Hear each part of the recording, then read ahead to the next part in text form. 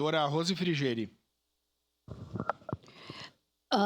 Primeiro, sim, a questão ambiental tem que ser desenvolvida por pessoas que entendam, e é esse o papel da ciência. Eu não estou falando aqui só de pessoas ativistas, que eu prezo muito, que defendem a questão ambiental, mas eu estou falando que deveria ser defendida por todos e todas nós, porque depois vem estudantes aqui mostrar os seus trabalhos sobre a questão, nos vereador por um dia, pessoas que fazem isso e aquilo para preservar o ambiente, e a gente defende, não só esse PL, né? Vamos ser sérios que tem mais alguns lá que faz parte desses PL aqui da devastação. E eu acho que sim, nós temos que respeitar a ciência. Eu sempre vou ouvir o que a ciência defende, que os cientistas defendem. Eu acho que negar isso é negar a vida.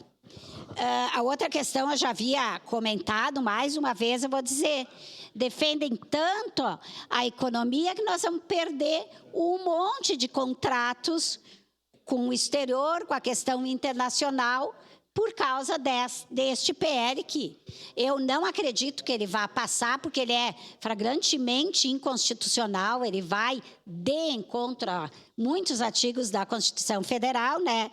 E, por fim, eu costumava citar os vereadores, as vereadoras, mas não vou citar para não acharem também que eu estou usando dos vereadores, né, mas assim, ó, a vereadora que colocou da questão dos cargos de confiança, dos secretários, não confunde uma coisa com a outra. Nós nunca defendemos Estado mínimo. Uma coisa é tu contratar secretário, adjunto, mais outro, para acomodar todos os partidos de apoio.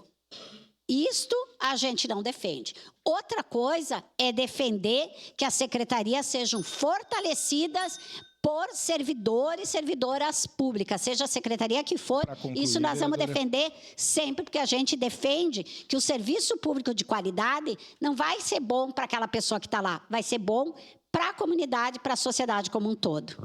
Obrigado, vereadora Rose. Em declaração de voto, vereadora Eloy Fris.